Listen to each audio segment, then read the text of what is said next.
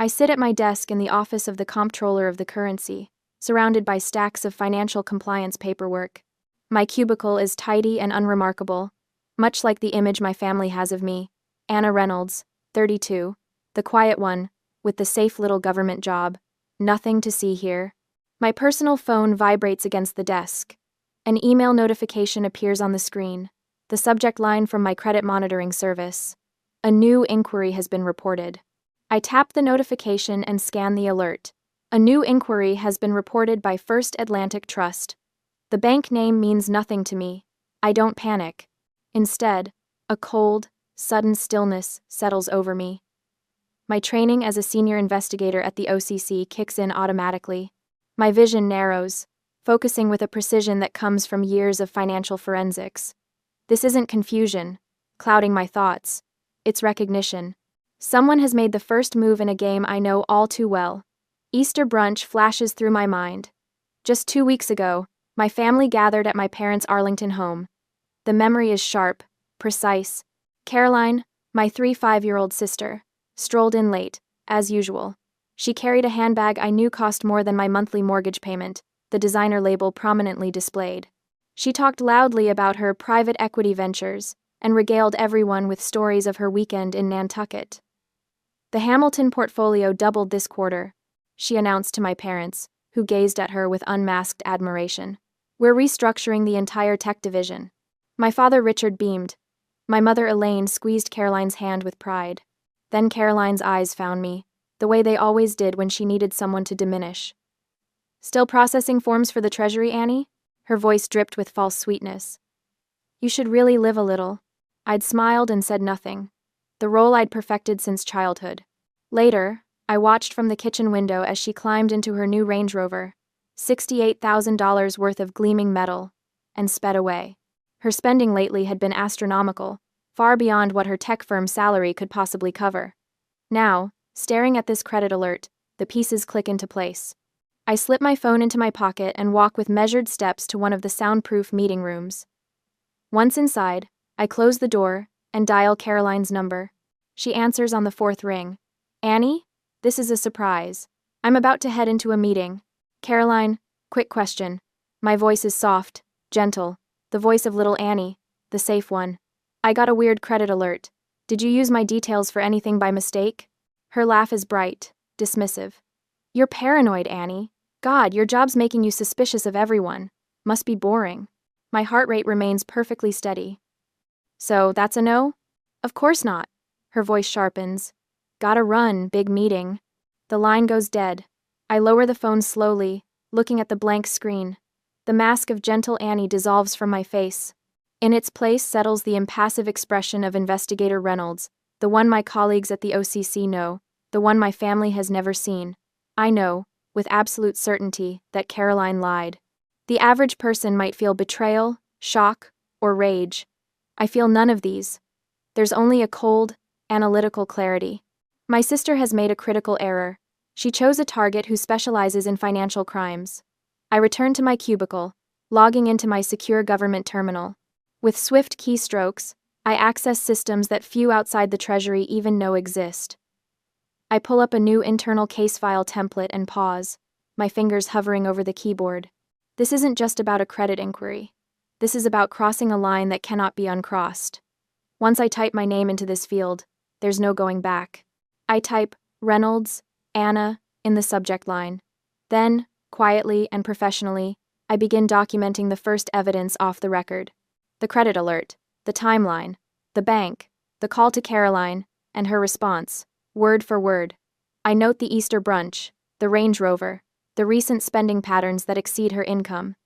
As I work, the afternoon light fades outside my window.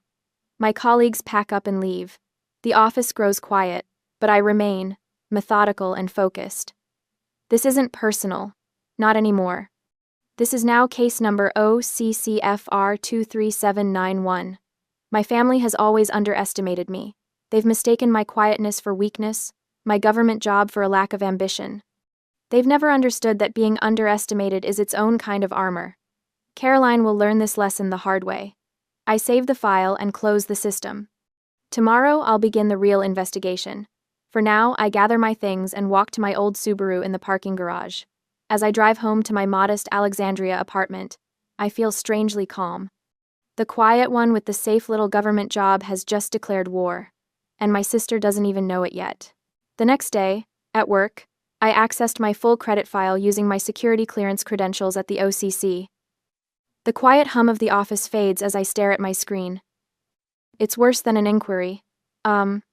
There, in stark digital clarity, sits a new trade line, a $90,000 personal loan from First Atlantic Trust, approved 3 days ago. My heart rate quickens for a fraction of a second before my training kicks in, steadying my pulse. Not possible, I whisper, my fingers already moving across the keyboard. I pull the digital application with a few keystrokes. All the information is mine, my name, my flawless credit score built over years of careful financial management, my social security number. But the signature. I zoom in, studying the looping attempt at my name. It's a forgery, and not even a good one. Caroline didn't even try to make it convincing. The loops are exaggerated, the slant all wrong. It's as if she considered the task beneath her full attention. The stated income catches my eye next, inflated by 6 figures beyond my actual government salary. I take a screenshot, saving it to a secure folder. I sit back in my chair, hands folded in my lap, the fluorescent lights buzzing overhead. The office continues its daily rhythm around me, phones ringing, keyboards clicking, low murmurs of conversation while my world has just tilted on its axis. Caroline has always been the star, the golden child. From childhood piano recitals to high school valedictorian to her supposedly prestigious tech position, she's been the one our parents, Richard and Elaine, proudly showcase at family gatherings. I've been the afterthought, the quiet one with the safe little government job, as they dismissively call it. They created this. Their lifelong favoritism built Caroline's sense of entitlement, layer by layer, year after year. Their constant praise fed her hubris until she believed she could take whatever she wanted, even my identity. The monitor light casts a blue glow on my face as the implications sink in. This isn't just debt, this is fraud. This $90,000 loan, tied directly to my name, could jeopardize everything I've worked for. My federal security clearance, the foundation my entire career is built on, requires spotless financial records. One hint of financial impropriety, and I'll lose not just my job, but the life I've carefully constructed away from my family's shadow. Caroline hasn't just stolen money. She's endangered my entire life, the one I built in secret, the one that actually matters. My first instinct is to call the bank, dispute the charge, and shut this down immediately. My hand reaches for my phone, but then freezes midair. No, that's exactly what she expects. If I dispute the charges now, Caroline will be alerted. She'll destroy evidence. She'll craft a story for our parents about how confused I am, how I misunderstood what happened. I'll be painted as the hysterical little sister once again, while she covers her tracks. This isn't a family matter anymore. This is a crime scene. I pull up my secure browser and begin building my case file as if Caroline were any other white-collar criminal I investigate daily. My training takes over, guiding my actions with precision and calm. First, I meticulously screenshot everything. The application, the forged signature, the credit report, the loan details. Each image is dated, time-stamped, and saved to a secure server. Next, I cross-reference the loan's disbursement date with Caroline's social media accounts. Her Instagram is a catalog of conspicuous consumption. A post from just 2 days ago catches my attention. A selfie in an expansive living room with floor-to-ceiling windows overlooking the city skyline. The caption reads, "Just picked up the keys. Penthouse life. Blessed." The timestamp is exactly 1 day after the loan funds would have cleared. I access public property records next. The new penthouse condo in her name was purchased 3 days ago. The down payment, $85,000. The remaining $5,000 would easily cover moving expenses, and that designer handbag she flaunted at Easter. I lean back in my chair, the pieces now arranged perfectly in my mind. I have the motive, her unsustainable lifestyle. I have the means, my stolen identity. I have the digital paper trail that connects everything. The trap is built. Now I just need the confession. I close the files and shut down my computer, moving with the same quiet efficiency I always have. To anyone watching, I'm just Anna Reynolds finishing her workday. Nothing unusual, nothing to see. As I walk to my car in the darkening parking garage, I feel strangely calm. Caroline has never understood the power of patience, of methodical planning. She's always been about instant gratification, impulsive decisions, and quick results. I turn the key in my old Subaru's ignition. I'm playing a longer game now. The quiet one with the safe little government job is hunting, and my sister has no idea she's the prey. 3 months have passed. I make no moves. The loan payments for the $90,000 debt appear on my monitoring alerts, each one just barely making the minimum due date. Caroline is cautious enough to avoid default, too smart to trigger immediate consequences, too arrogant to think there will ever be serious ones. I've been watching, waiting, documenting. My desk phone rings on a Tuesday afternoon. I recognize my mother's number instantly. Anna, darling. Elaine's voice carries that familiar warmth reserved for announcements, not conversations. We're having a family dinner at our place in Arlington this Friday. Caroline has some exciting news. I note the tone insistent, expectant. This isn't a request, it's a summons. What kind of news? I ask, keeping my voice neutral. She wants to tell everyone herself. You know how she is. A pause. You'll be there, of course. Not a question. Of course, I reply. After hanging up, I sit motionless at my desk, staring at the compliance reports waiting for my review. 3 months of silence, and now this. The timing isn't coincidental. Caroline has never been able to resist an audience for her triumphs, real or stolen. I know this is it. The arrogance, the need to flaunt. Friday evening, I park my old Subaru down the block from my parents' Arlington home, the same modest colonial where we grew up. Through the bay window, I can see Caroline's Range Rover dominating the driveway, gleaming under the porch lights. Beside it sits my father's sensible sedan, dwarfed by comparison. I check my phone before exiting the car.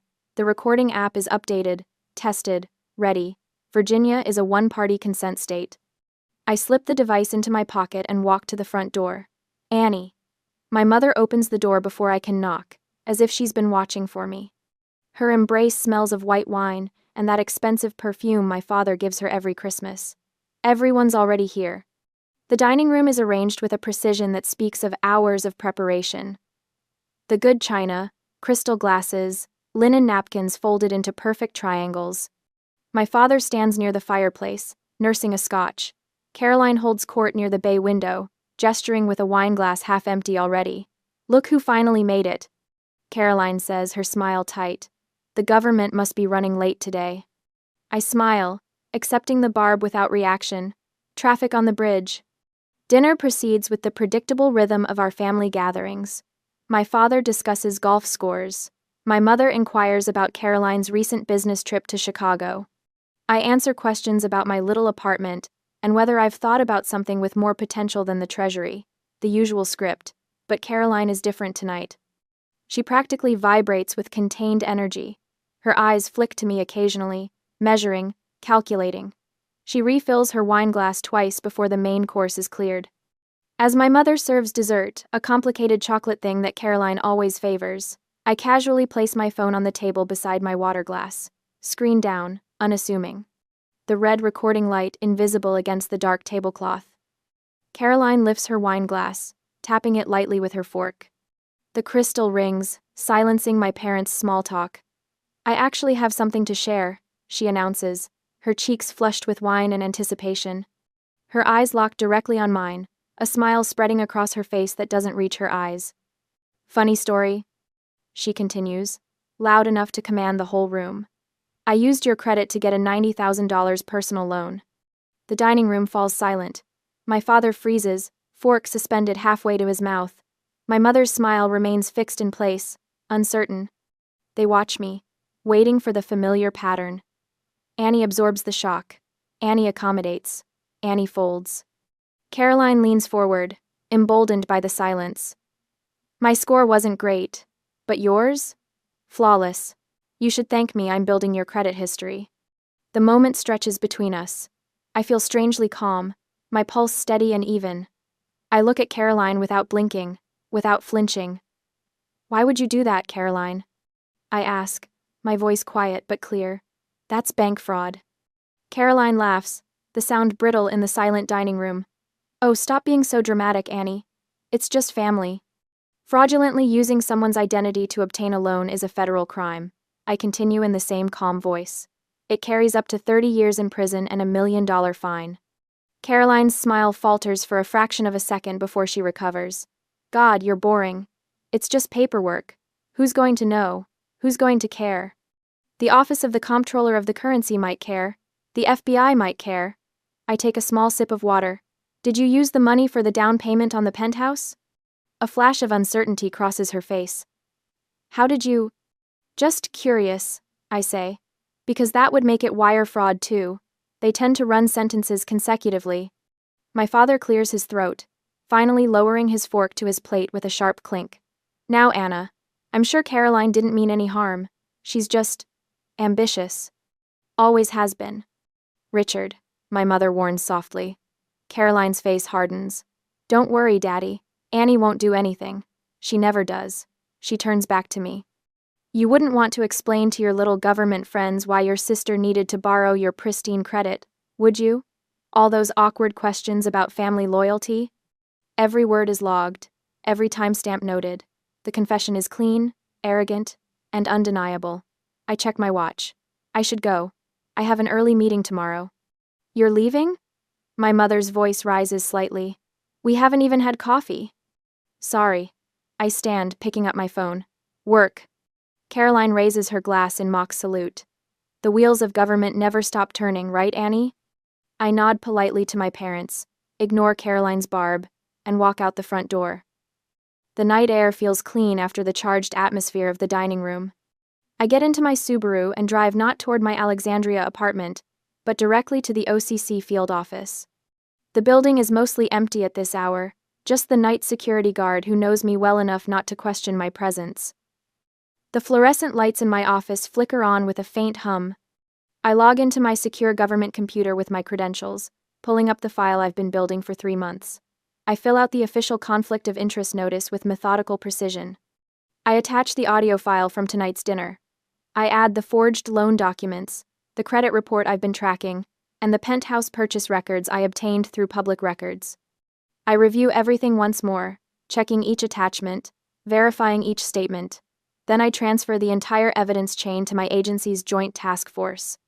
I hit submit, and watch as the case vanishes from my queue, escalating to a level I can no longer touch. The counterattack has begun. On Monday morning, I arrived at the OCC field office earlier than usual. The sealed manila envelope containing the evidence sits on my passenger seat like a silent bomb. I sign in at security, my badge glinting under the harsh fluorescent lights as I move through the building with practiced invisibility. My desk phone rings at precisely 8:32 a.m. Martha Green's assistant, her voice crisp and professional. Deputy Director Green would like to see you immediately, Miss Reynolds. The walk to Green's office feels longer today. 3 doors down, 2 security checkpoints, 1 final breath before I knock. Enter. Green calls from within. Martha Green sits behind her mahogany desk, back straight as a ruler. At 58, she commands the room without raising her voice above a conversational tone. Her silver-streaked hair is pulled into a severe bun, and reading glasses perch on the bridge of her nose. The physical evidence binder, my evidence, lies open before her. Reynolds, she says, gesturing to the chair across from her. Sit. I do, keeping my hands folded in my lap to prevent any unconscious fidgeting. My pulse remains steady. Green removes her glasses, setting them carefully beside the binder. I've reviewed your submission. Her eyes, sharp as a hawk's, assess me. Thorough work, clean chain of custody, irrefutable evidence. I nod once, my face a professional mask. Good work, Reynolds. This is clean. You're recused from this investigation effective immediately. The words hang in the air between us. Not a question, not a suggestion, a fact, delivered with the finality that comes from 27 years at the Treasury. Green closes the binder with a soft thump. The FBI and U.S. Attorney's Office have taken possession of the file. Standard protocol for family-involved cases. She leans forward slightly. Her expression shifts almost imperceptibly, the closest thing to softness I've ever seen from her. And Anna? You handled this by the book. I'm sorry it's your family. Something in her tone, not pity, but recognition. For a moment, I wonder if Martha Green has stood where I stand now. If she too once chose duty over blood. Thank you, ma'am, I say, my voice steady. Nothing more needs to be said. The federal machine I've served for years will now serve me. The case is out of my hands, as it should be. The recusal protects the integrity of the investigation. Protect me. I return to my cubicle and open my email. 37 new messages overnight, each demanding compliance reviews, documentation, verification, regulatory filings. I begin methodically working through them, my fingers moving across the keyboard with practiced efficiency. Lunchtime comes and goes. I eat a sandwich at my desk. I reviewed a suspicious activity report from a regional bank in Minnesota. I analyze transaction patterns from a credit union in West Virginia. I answer calls from field examiners in Florida and Oregon. I drive home in my old Subaru, the reliable engine humming as I merge onto the Alexandria streets. I am, once again, invisible. Just the quiet one with the safe government job. My phone buzzes at 7:43 p.m. My parents. I debate letting it go to voicemail, but habit wins. I answer. Anna? My mother's voice, brittle with forced cheer. You seemed upset at dinner on Friday night, honey. I wanted to check on you. I remained silent, waiting. You know how Caroline is, she continued, filling the silence. She's just ambitious. Always has been. She didn't mean anything by it. My father's voice cuts in, clearly on speaker. Your sister's doing important things, Annie. Those kinds of ventures require flexibility. Flexibility, the word they use when they mean bending rules, breaking laws. I have to go, I say, my voice flat. I have a meeting. I hang up before they can respond. There's no meeting, just the clean silence of my apartment and the knowledge that justice moves at its own pace. A week passes. The federal machine grinds forward, invisible to those unaware of its mechanisms but inexorable all the same. I continue my daily routine. The separation between Investigator Reynolds and Anna, the sister, remains absolute, until Thursday morning, when my phone vibrates with an incoming text. Caroline, the FBI just called me. What did you do? Call me now. I stare at the screen, feeling nothing. No satisfaction, no vindication. Just the calm certainty that systems are working as designed. I take a screenshot of the text and forward it to the U.S. Attorney's Office, as instructed in the recusal protocol. 3 minutes later, another text arrives. You'll ruin this family. Mom and Dad are devastated. You're a vindictive bitch. I screenshot this one too, send it to the same email address, then block her number. Evidence collection complete. Caroline's panic is merely another data point in the investigation. The next morning, I sat in conference room B with 4 colleagues.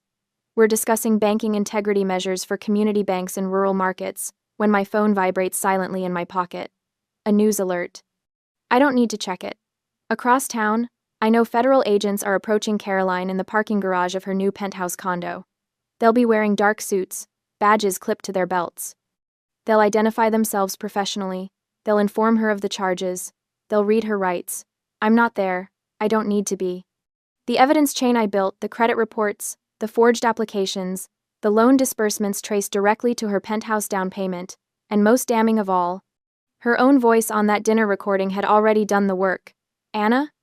My colleague Tim looks at me expectantly. Your thoughts on the proposed compliance thresholds? I clear my throat. The current structure creates an unnecessary burden on institutions under $50 million in assets. I recommend a tiered approach based on risk assessment rather than blanket requirements. The meeting continues. The world turns. Justice advances. And across town, my sister learns what I've always known. True power isn't found in Range Rovers or designer handbags. It's found in discipline, in systems, in doing your job flawlessly. Some might call it revenge.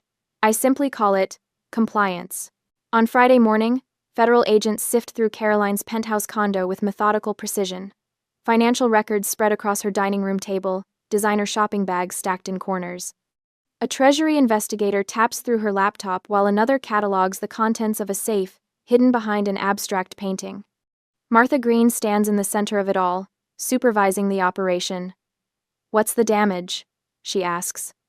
The lead agent looks up from a stack of loan documents. "It wasn't just Anna. We've found 7 distinct stolen identities, all used for various loans." 7? Martha's eyebrows rise. "Colleagues, former friends, and..." The agent hesitates. "Her parents, Richard and Elaine Reynolds." Martha absorbs this information with a slight nod. Total amount? $410,000 in fraudulent debt, spread across multiple financial institutions. Martha walks to the window overlooking the upscale neighborhood Caroline had bought her way into. "Smart," she says, not with admiration, but professional assessment. "Each loan is just under $50,000. She knew the threshold, the agent agrees, stayed below advanced underwriting requirements at every institution, made minimal payments, just enough to avoid triggering default alerts. Outside, agents load Caroline's Range Rover onto a flatbed truck. The $68,000 vehicle gleams under the autumn sun, soon to be seized like everything else. The jewelry found in her bedroom safe, the investment accounts traced back to fraudulent funds. Every asset connected to criminal proceeds, Martha observes. She built her entire life on stolen identities. An agent approaches with a tablet. "Deputy Director, we've found messages to a cousin about moving funds offshore. Attempted deletion, but recoverable." Martha nods. "Add obstruction to the charges." The doorbell rings in Anna's Alexandria apartment. She checks the peephole to see her parents standing in the hallway, faces drawn with distress. She takes a deep breath before opening the door. Richard Reynolds steps forward first, his face flushed. "They arrested your sister. They say she used our names too. Anna, you work for the government. You have to stop this. Tell them it's a mistake." Elaine clutches her husband's arm, mascara smudged beneath her eyes. "Please, Anna. They're saying terrible things. Fraud, identity theft. They took her away in handcuffs." Anna stands in the doorframe, neither inviting them in nor stepping back. "I can't. And it wasn't a mistake." Richard's expression hardens. "What do you mean you can't? After all we've done for you. You'd do this to your own sister? To your family?" The words hang in the air between them, the familiar weight of obligation and guilt. Anna feels nothing. "She did this to us. I just did my job." Anna closes the door, the soft click of the latch more final than any slam could be. 6 weeks later, Anna sits in a federal courtroom, 3 rows behind the prosecution table. The U.S. attorney stands before the jury, her voice clear and confident as she presents the government's case. The defendant, Caroline Reynolds, has been indicted on 15 counts of federal bank fraud, wire fraud, and aggravated identity theft. Caroline sits at the defense table in a navy pantsuit, her hair pulled back in a severe bun, missing the usual glossy shine Anna remembers from family gatherings. Without her designer clothes and makeup, she looks smaller somehow, diminished. The judge, a stern woman with silver-streaked hair, addresses the court. The court denied bail due to evidence of attempted obstruction of justice. The defendant attempted to delete financial records and contacted relatives about moving funds offshore after becoming aware of the investigation. Anna watches as Caroline's shoulders tense. Her sister hasn't looked at her once since the trial began. The prosecutor approaches an evidence cart. The government would like to present Exhibit 14, an audio recording made by the defendant's sister, Anna Reynolds, during a family dinner on July 12th. A technician prepares the audio equipment. The courtroom falls silent as Caroline's voice fills the space, clear and mocking. "I used your credit to get a $90,000 personal loan. You should thank me. I'm building your credit history." Anna remembers the moment with perfect clarity, the wine glasses on the table, the heavy silverware, the weight of her phone recording every word. Caroline had been so confident, so secure in her belief that Anna would never fight back. The prosecutor continues methodically through the evidence: the forged signatures on loan documents, the bank records showing transfers to Caroline's accounts, the seized assets purchased with stolen funds. The jury listens with increasing discomfort as the full picture of betrayal emerges. 4 hours, that's all it takes for the jury to return. The courtroom fills again for the verdict. On all 15 counts, we find the defendant guilty. Caroline's face crumples for the first time, reality crashing through her carefully constructed facade. At the sentencing hearing 2 weeks later, the prosecutor stands before the judge. "Your Honor, The government requests the court consider several aggravating factors. The defendant exploited family trust, engaged in deliberate concealment of her actions, and has shown zero remorse throughout these proceedings. The judge reviews the sentencing memorandum, then looks directly at Caroline. The court sentences you to 9 years in federal prison, followed by 5 years of supervised release. You will pay full restitution of $410,000 to the victims. Furthermore, you are banned from employment in any financial institution for a period of 10 years following release. The gavel falls, the sound echoing through the courtroom.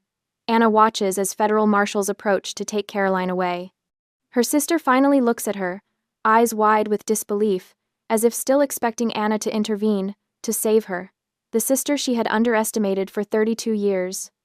As the marshals lead Caroline out, Anna remains seated, her expression unchanged. The power Caroline once wielded through charisma and arrogance dissolves in the face of federal law, systematic, impersonal, and final. Not revenge, Anna thinks. Justice. I sit at my desk in the OCC, processing the same compliance forms I've handled for years. But the world around me has shifted. 2 months after Caroline's sentencing, my safe little government job has taken on new meaning. My office phone rings. It's my mother. Anna, we need your help with those credit bureau forms. Elaine's voice wavers between contrition and embarrassment. Your father tried, but... I'll stop by tonight, I say, voice neutral. Have the account numbers ready? Later, at their Arlington home, I spread the fraud alert forms across their dining table. The same table where, on that Friday night, Caroline had proudly confessed to stealing my identity. The same polished cherry wood where she'd raised her wine glass in a mock toast to her cleverness. I work methodically, explaining each section with detached professionalism. The trade lines will be removed in 45 to 60 days. I tell them, pointing to the relevant paragraph. The credit bureaus have confirmed. My mother nods, stealing glances at me when she thinks I'm not looking. My father stares at his hands. The emotional damage will linger in this house like a permanent stain, but the financial damage, all $410,000 of it, is now contained. My phone buzzes. A text from Martha Green. My office, 9 a.m. tomorrow. The following morning, I knocked on the deputy director's door precisely at 9. Martha gestures to the chair across from her desk. Reynolds. Her usual greeting, clipped and direct. She slides a folder toward me. Inside is an official letter with the OCC seal. Your handling of the Reynolds case was textbook. Ethical, methodical. She taps the letter. Which is why you've been selected to lead our new National Anti-Fraud Task Force. I scan the document, absorbing the implications. Lead investigator, national scope. Interagency coordination. The Quiet One processing forms is now the running point on financial identity theft across the country. Martha says, the closest thing to a smile I've ever seen from her. Effective immediately. I nod. Once. Thank you, ma'am. A week later, I received an envelope from my parents' attorney. Inside are signature pages for their revised trust and estate plan. Caroline has been removed as executor and beneficiary. A no-contest clause has been added. I sign where indicated and mail the documents back without comment. That evening, I stopped by their house to drop off some tax paperwork they'd requested. As I walk to my car, my father follows me down the driveway. The porch light catches the new lines on his face, the slump in his shoulders. Anna. He stands beside my old Subaru, keys jangling nervously in his hand. I wait, silent. His voice catches. He clears his throat and tries again, unable to meet my eyes. We thought quiet meant weak. Turns out it meant disciplined. I studied him for a moment. 32 years I'd waited for this validation, for them to see me clearly. Now that it's arrived, I find it means nothing. I don't reply. I don't need to. I slip into my car and start the engine. The Subaru, 10 years old, paid off, reliable, purrs to life. I merge into the evening traffic, flowing through the quiet streets of Alexandria. The streetlights catch my reflection in the rearview mirror. I am content to remain invisible, just another commuter heading home from a safe government job. Because sometimes the most powerful move isn't revenge, it's doing your job flawlessly. And sometimes the greatest freedom comes not from being seen, but from no longer needing to be.